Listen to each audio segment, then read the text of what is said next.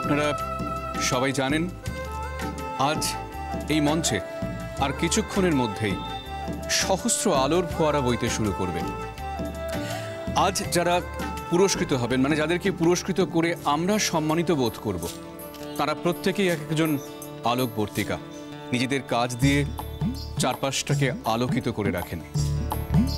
বিভিন্ন ক্ষেত্রে বিশেষ এবং অবিস্মরণীয় অবদান রাখার জন্য তেমনই কয়েকজন মানুষকে আমরা ডেকে নিয়েছি আজ, যাদেরকে আমরা সম্বর্ধনা দেব। প্রথমেই ডেকে নেব বাহা সোরেনকে।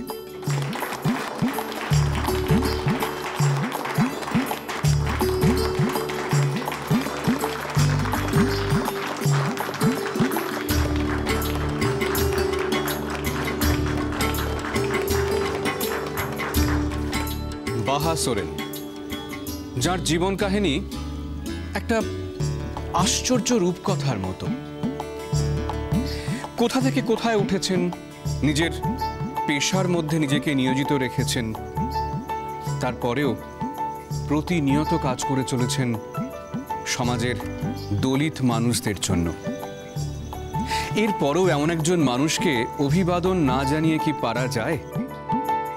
আর এর সঙ্গে রয়েছেন আমাদের সঙ্গে শ্রী দিবাকর ঘোষ, শিক্ষাক্ষেত্রে যার নীতি আজকে বিশ্বের উন্নত দেশগুলোও অনুসরণ করছে। এবার মঞ্চে আসতে অনুরোধ জানাবো শ্রী দিবাকর ঘোষ মহাশয়কে।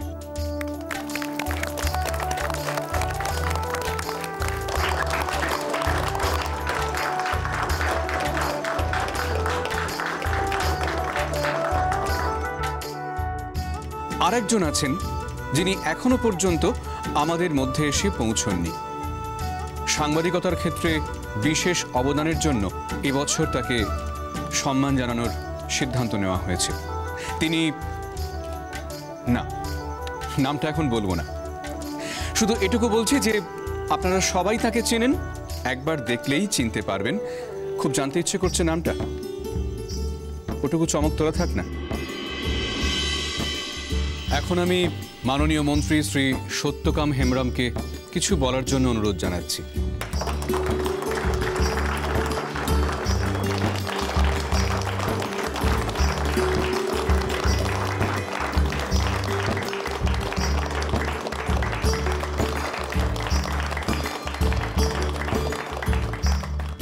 নমস্কার,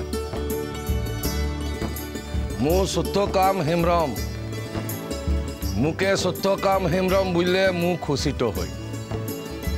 মু আপনাদিগের মতন সাধারণ মানুষ, আর আপনাদিগের সাধারণের কথা মু সরকারের কাছে পৌঁছাইব বলে মুকে আপনারা সাধারণ মানুষ সকলা মুকে মন্ত্রীটো বানাইছেন। মোর জীবনটা সার্থক হবে যদি মু আপনাদিগের সেবাটো করতে পারি। যারা মোর লড়াইটোতে প্রথম থেকে মুকে সাথ দিয়েছেন তাদিগে ধন্যবাদ। আপনারা সকলে সম্মানিত মাননীয় ব্যক্তি, যারা মোর লড়াইটোকে প্রথম থেকে সাথ দিয়েছেন, যারা মোর লড়াইটোতে আমার সাথে পথ চলেছেন, যারা মোর লড়াইটো আরো বড় লড়াই লড়বার লিগে, আপনাদের লিগে, আপনাদের লড়াইয়ের লিগে উস সরকারের ঘরে আপনাদিগের কোথাটো পৌঁছাই দিবার লিগে আপনারা মুখে জোর দিয়েছেন। ইয়ার লিগেই আজ সত্যকাম হেমব্রম আপনাদিগের মন্ত্রী, সাধারণ মানুষের মন্ত্রী। ইটোই যেন থাকতে পারি, এই আশীর্বাদ তো আপনারা মুখে করবেন। প্রণাম।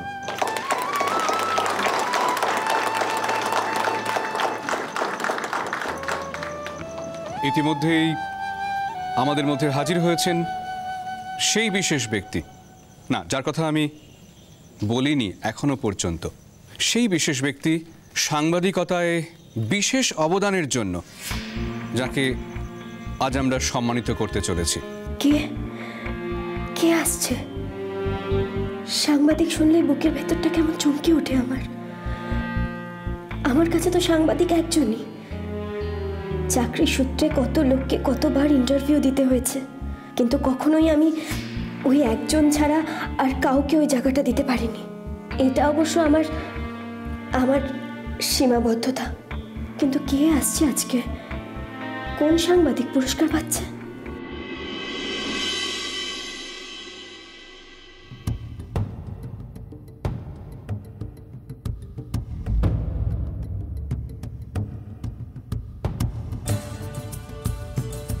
যেহেতু আমাদের অনুষ্ঠান ইতিমধ্যেই শুরু হয়ে গেছে, তো অর্চিষ্মান মুখার্জিকে আমি সরাসরি মঞ্চে আসতে অনুরোধ জানাচ্ছি।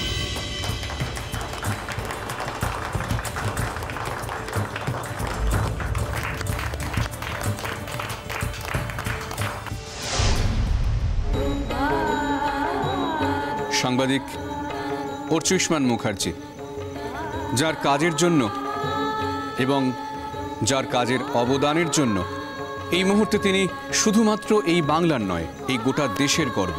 5 বছর পর তোমাকে এখানে দেখব তা আমি ভাবিনি বাহা।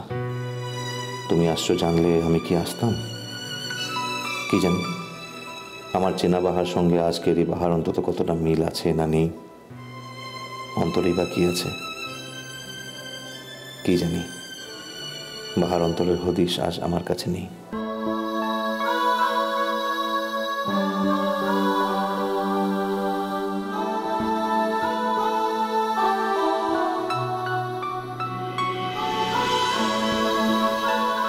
অর্চিত তো আজ এখানে আসার কথা ছিল না।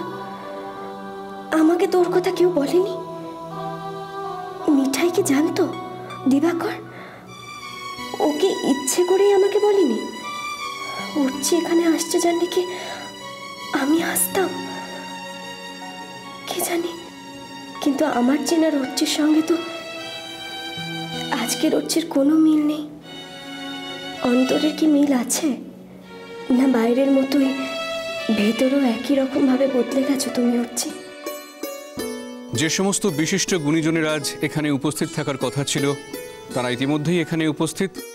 তাই আনন্দের সঙ্গে জানাচ্ছি যে আমাদের গুণীজন সম্মাননা অনুষ্ঠান আমরা এবার শুরু করতে চলেছি।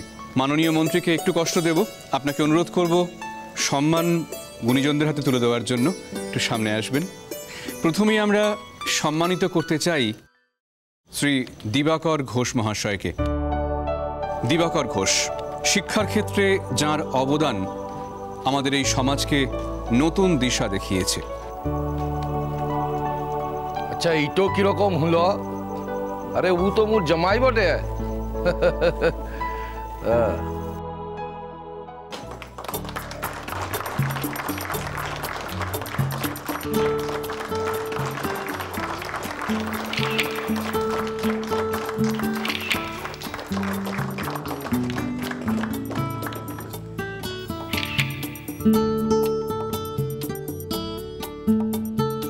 একটা বিশেষ মুহূর্তের সাক্ষী হলাম আমরা। এবার আমরা ডেকে নেব সেই মানুষকে যার সম্পর্কে বলতে গিয়ে একটা কথা বড্ড মনে হচ্ছে। আমরা জানতাম জলের অন্য নাম জীবন, কিন্তু আজ আমার বলতে ইচ্ছে করছে লড়াইয়ের অন্য নাম বাহামণি সোরেন। সম্মান জানানো হবে বাহামণি সোরেনকে। আপনারা ইটো কি কইছেন? আরে বাপ হইয়ে মেয়েকে পুরস্কার তো দিব। আরে বিচে থাক মা, বিচে থাক।